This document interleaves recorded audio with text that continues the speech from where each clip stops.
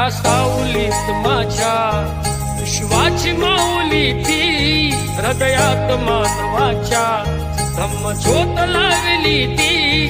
जग जिंकून झाले ते मित्र गौतमाचे,